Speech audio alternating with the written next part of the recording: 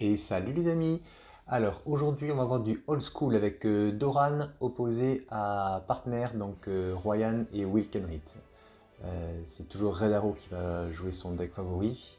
Et quant à Doran, c'est un deck un petit peu oublié et il me semble qu'au week-end dernier à Châteauroux, le tournoi organisé par MTG Prime, Guillaume Caze, il a perfé, alors soit il a fini premier, soit il a fini second, je ne sais plus exactement, ouais. Voilà, mais voilà, ça fait plaisir de voir un très vieux deck comme ça. On a vu la semaine dernière Genara qui était vraiment, franchement très très bien. Là, ce coup-ci, on revoit Doran. Donc Genara était plutôt contrôle, Doran est ultra agressif. J'ai juste rajouté une combo avec Aluren et Acererak. En fait, du coup, on fait une affinité de rentrer dans le donjon, enfin dans la mine. Et du coup, on fait une affinité de blessures adversaires. Je ne pense pas qu'en cette partie on a vu la combo, mais de toute façon Doran c'est un très bon deck, donc je pense qu'on va le revoir. Donc c'est parti, j'ai réussi à poser Doran tour 2, il avait un terrain engagé, j'ai commencé, donc c'est très très fort Doran quand on commence la partie.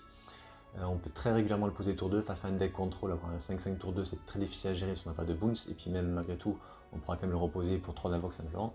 Et face à un deck agressif comme Garizev ou Winnie White, c'est toujours gênant. Alors surtout Garizev parce qu'il a un 5-5 en face, il faut qu'il attaque avec une créature avec 2 en force plus qui gaspille un blast dessus.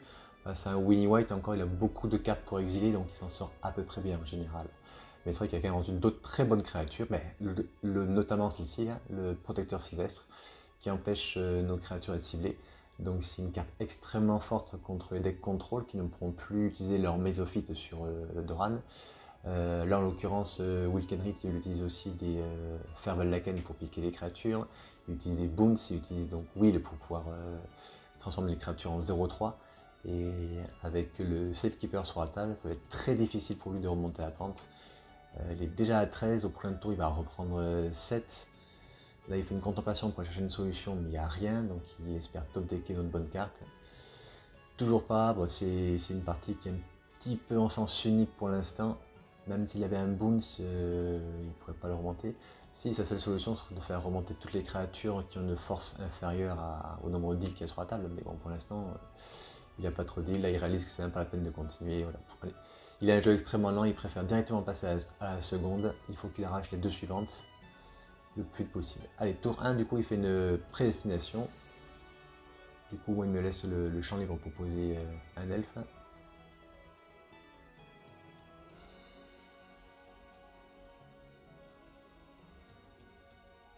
Donc c'est ça l'avantage de Doran, c'est qu'on a quand même beaucoup d'orques qui permettent de faire un mana dès le premier tour. Et en général, Doran est là déjà tour 2. Après, ma version que j'ai faite, c'est vraiment une version, je vous cache pas, un petit peu à la va-vite. Normalement, il faut vraiment rentrer plein de cartes qui ont des créatures avec des endurances assez élevées ou des cartes qui permettent de booster l'endurance de toutes nos créatures. Notamment, je crois qu'il y en a une en éphémère pour un vert, un incolore, je ne sais plus son nom, qui donne plus 0, plus 5 à toutes nos créatures. Donc qui peut vraiment s'intégrer dans le deck.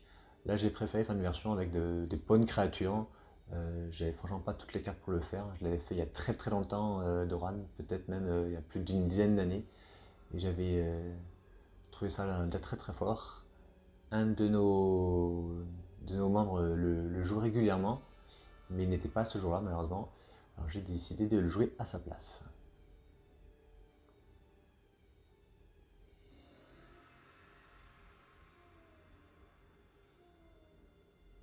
Et bien voilà, ce dont je parlais à la première partie, les Ferveldaken, qui sont très très forts face à Doran, parce que Doran n'a que 0 en force. Même s'il frappe à 5, il n'a que 0 en force. Donc du coup, il va pouvoir juste l'engager avec aucune île sur la table et me piquer tout le temps Doran. Donc Doran, je pense qu'il va falloir que j'arrive à m'en débarrasser et que je pose un maximum de créatures qui ont beaucoup de force. Ce qui n'est pas vraiment l'esprit du deck. Donc celle-ci va être un petit peu difficile à gagner.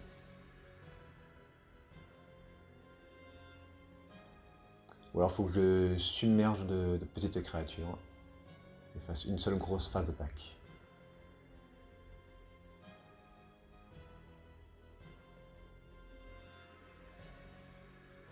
Et du coup, un Liban nécrophage, c'est parfait, ça pourra grossir s'il me tue des créatures, mais bon. Dans son deck, il y a quelques glaces, mais pas énormément.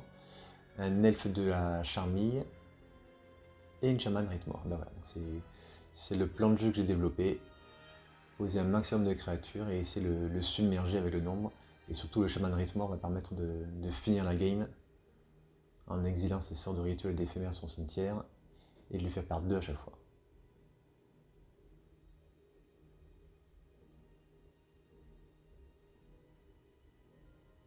Un médaillon de saphir. Donc il est bien parce que ce tour-ci va pouvoir piquer Doran et il va pouvoir prochain tour poser Will.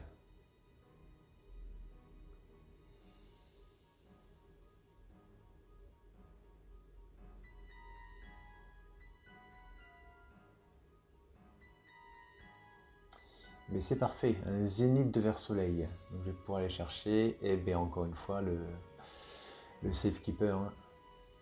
Je pense que voilà, il va avoir une réponse, une forte chance voilà, qu'il y ait une réponse qui me pique une de mes créatures. Voilà, il faut piquer Doran, je pense. Pas trop d'autres choix à faire. Voilà, donc Doran est volé.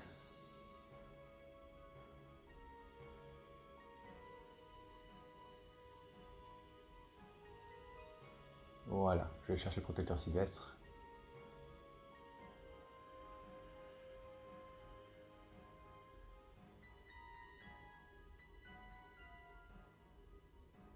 Une dislocation, voilà, je me débarrasse de mon propre Doran et maintenant que le protecteur sylvestre est sur le champ de bataille, ça devrait bien se passer, il ne devrait plus pouvoir me piquer les créatures et je vais quand même faire une grosse phase de dégâts à chaque tour. Voilà, il va prendre 5 par tour minimum, plus 2 à chaque fois avec la Shaman Rythmore. Alors passage merveilleux, il va chercher une montagne. Malheureusement il n'a pas assez de mana pour poser Will. Pour poser pardon Royan. Il peut poser Will. Il va transformer 2 créatures en 0-3 sans capacité. Mais je peux sacrifier. Alors c'est vrai que j'ai pas beaucoup de terrain, mais j'ai beaucoup d'Elfa Mana, donc c'est pas trop grave. Donc en effet c'est le plus 2. Il décide de me transformer la Shaman et la Scavenging Oz en 0-3. J'ai pas mal hésité, je perdais quand même 2 terrains sur le coup, mais ça vaut le coup, je calculais. Il passe à 1 si je sacrifie 2 terrains, donc je pense que ça vaut vraiment le coup.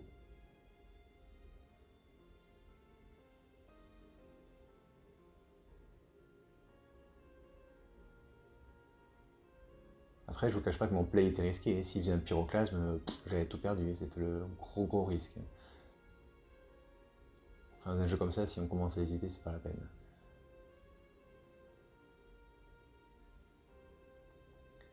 Donc voilà, là je suis sur le point de sacrifier 2 terrains. Voilà, c'est bien ça. Je vais sacrifier 2 terrains. Donc 2 de mes créatures sont inciblables.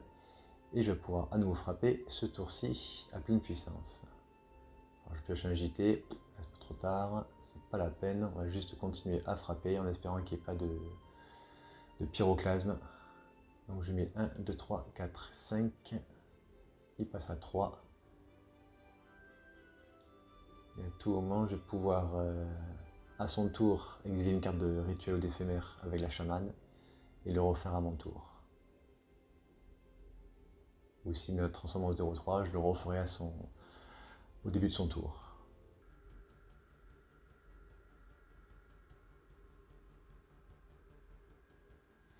Bon, là, il va chercher des solutions. Là. Il s'est rendu compte que le plus 2 n'allait pas le sauver.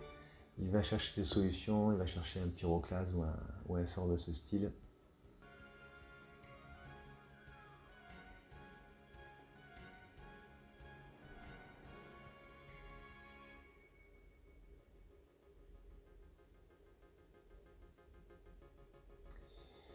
Et ben non, c'était un contre-sort qu'il a pioché. Et ben du coup, fin de tour, pour un mana noir, je lui exile la prédestination.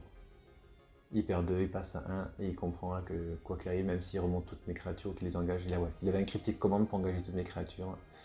Mais là il comprend qu'à mon entretien, je pourrais à nouveau le tuer sans aucun problème ou en réponse au cryptique commande. Donc voilà, et bien 2-0 finalement. Son Will Kenrit, il a pas mal marché à Châteauroux, je crois qu'il a fait 4 victoires et un draw et 2 défaites, ou 4 victoires et 3 défaites, je sais plus. Ça n'a pas trop mal tourné, ouais. Mais face à des decks comme ça, ultra agressifs, c'est vrai que c'est très très difficile de passer.